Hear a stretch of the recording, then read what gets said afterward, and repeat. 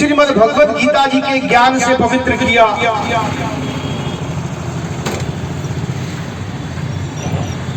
क्या कारण है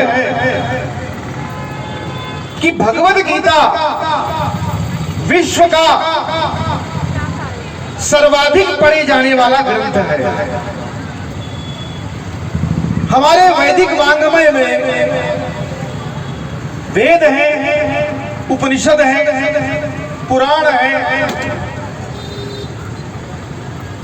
जिन जिन विभूतियों ने, जो कि सबके लिए सरल नहीं है कि हर विषय में पारंगत हो जाए,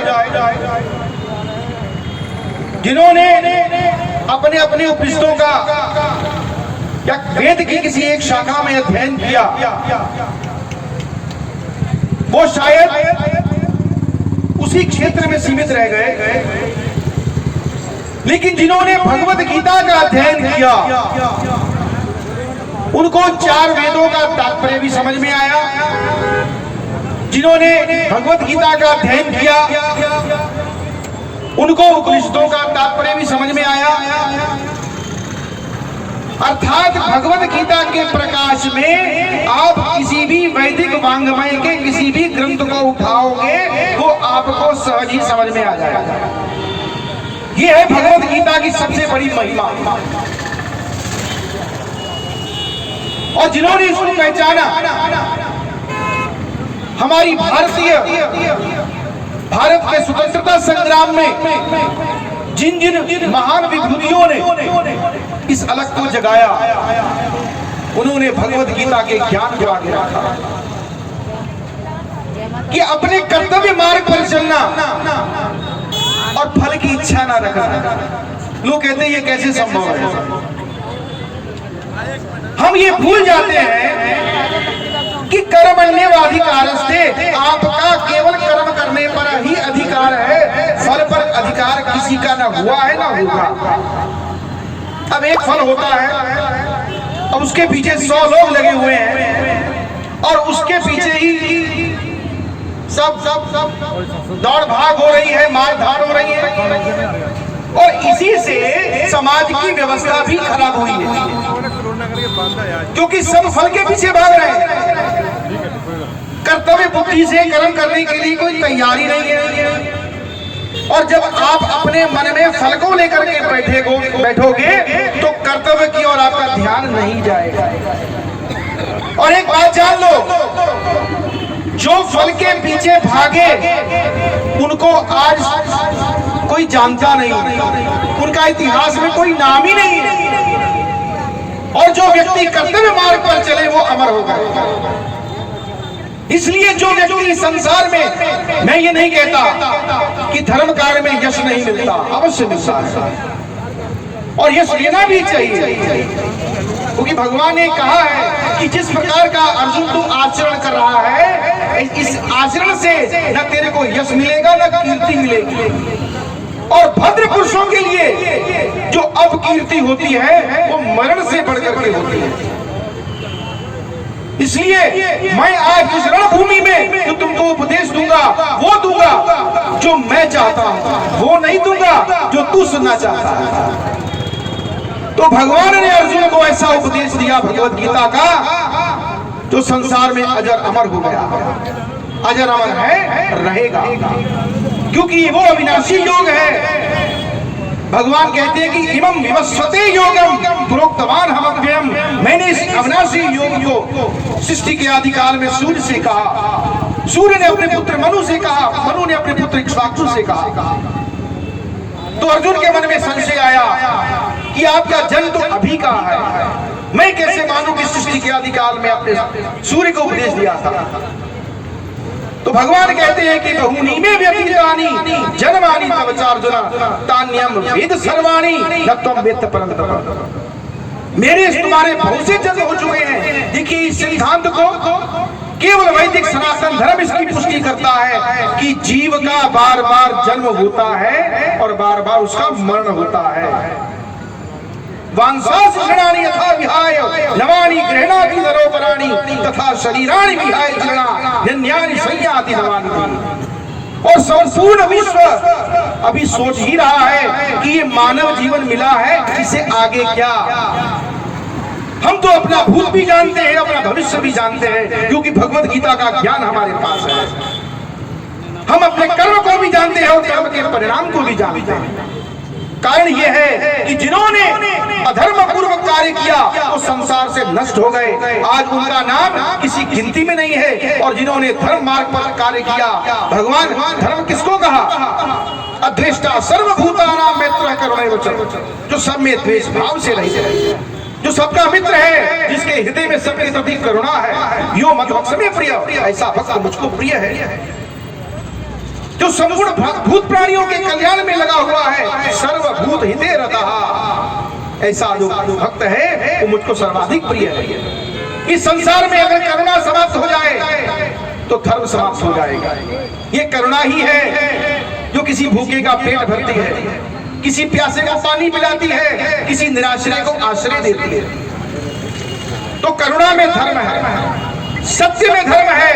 अगर सत्य समाप्त हो जाए, क्योंकि भगवान ने कहा है कि ना सतो विद्यते भावो, ना भावो विद्यते सतो,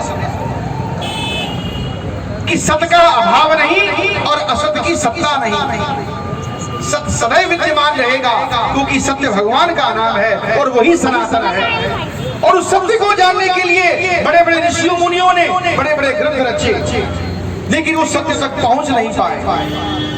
भगवान ने बड़े सहज भाव से कह दिया, ना हम प्रकाश सर्वस्य योग माया समावृता, कि मैं अपनी योग माया से आवृत हुआ, सबके समक्ष प्रकट नहीं होता। मूढ़ोयम न विजानाति लोकमाद्यमव्यम, मैं अव्यक्त हूँ। इस प्रकार मूढ़ मुझको जान नहीं पाते। तो भगवान की इस भगवत गीता का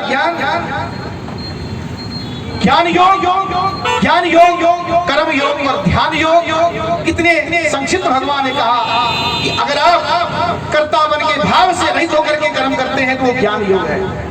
आप अपने कर्मों को भगवान के अर्पित कर देते हैं तो वो कर्म योग बन जाता है, और वही ध्यान योग है। और जो ना कर्म योग कर सके, जो ना सांख्य योग कर सके, ना ध्यान योग कर सके, उसके लिए श्रवण योग है।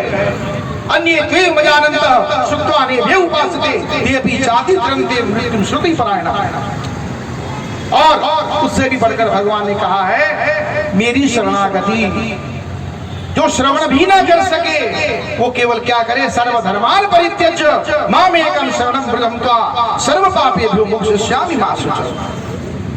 हम जीवन में इतनी वस्तुओं का संचय करते हैं, क्या हमें ज्ञान नहीं है कि एक दिन में संसार से जाना है? हमने वस्तुओं का संचय नहीं करना है, हमने धर्म का संचय करना है। और धर्म बनता है कर्म से, और कर्म अगर विकृत होगा वो अधर्म में परिवर्तित हो जाएगा। हमने अपने कर्म को विकृत नहीं होने देना, उसको ज्ञान मार्ग का प्रकाश जो है सदा प्राप्त होते रहना चाहिए। और ज्ञान मार्ग जो है वो है भगवद गीता।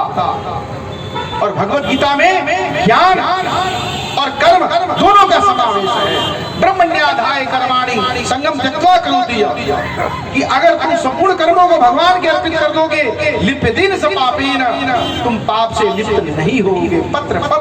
पत्र मीमांसा, इस प्रकार कमल पत्र जो होता है वो कीचड़ से लिप्त नहीं होता। पिता हमस भगवान ने इस संपूर्ण विश्व को अपना परिवार बतला दिया कि पिता हमस जगतो माता धाता। हम ढूंढते हैं नित्य हम देखिए, मैं आपको ये कहता हूं कि जिसकी भगवान के वचनों में श्रद्धा नहीं है वो भगवान का भक्ति नहीं। अगर आप भगवान की सच्ची भक्ति करना चाहते हो तो आपको भगवान के वचनों में श्रद्धा रखनी होगी। मन मना भव मद भक्त मध्याज मान नमस्कुरु। जब भगवान समझ गए कि अब अर्जुन जो है, देखिए जब आदमी बड़ी टेंशन में होता है, जब अंधकार में होता है, अज्ञानता में होता है, अवसाद में होता है, तो ज्ञान विषयक बातें उसकी समझ में नहीं आती। तो भगवान ने इस स्थिति को समझा, कहा कि अर्जुन ना तो ज्ञान योग को समझने की स्थिति में है, ना धर्म।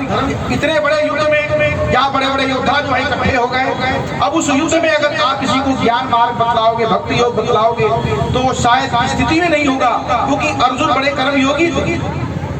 महाभारत का पहला श्लोक ही यहाँ से शुरू होता है, नरमच्चैव नरोत्तमम्। नर और नारायण जो ऋषि थे वो युद्ध भूमि में इकट्ठे हुए। अर्जुन को ज्ञान था, लेकिन भगवान की एक ऐसी लीला के रूप में अर्जुन एक शब्द में ये कह सकते थे कि प्रभु आप जो कह रहे सत्य ही कह रहे हैं, अगर आप कहते हो युद्ध करना चाहिए तो मैं युद्ध करता हूँ, आपकी भगवत गीता के ज्ञान की उनको आवश्यकता नहीं है। लेकिन अर्जुन ये समझते थे कि उस समय ये ग्रंथ रचा जाएगा महाभारत, जिसकी रचना करेंगे वेद व्यास जी महाराज, और अगर इस समय में मैंने आनंद कंद सच्चिदानंद भगवान से उपदेश न लिया तो आने वाले समय में लोगों के लिए कोई मार्गदर्शन नहीं रह जाएगा। आज जिस स्थिति में हूँ मैं हूँ, हर व्यक्ति स्थिति में होता है। जो धर्म में व्यक्ति होता है वो ऐसा कर्म करना चाहता है जो पाप रहित हो, जो अधर्म रहित, जो नीति युक्त हो, धर्म युक्त हो, ऐसा कर्म करना चाहता है। तो उसके लिए उसको मार्गदर्शन की आवश्यकता पड़ती है। तो अर्जुन इस भाव को समझा और भगवान कृष्ण से प्रश्न पूछे, और वही प्रश्न जो है भगवान की भगवत गीता बनी। तृतीय अध्याय में अर्जुन ने भगवान से कहा कि आपके लिए अगर ज्ञान मार्ग श्रेष्ठ है तो मुझे भयंकर कर्म में क्यों लगाते हो। भगवान ने कहा कि नमे पार्थास्ति कर्तव्यम त्रिषु लोकेषु किंचन, इन तीनों लोकों में मेरे लिए कोई कर्तव्य नहीं है।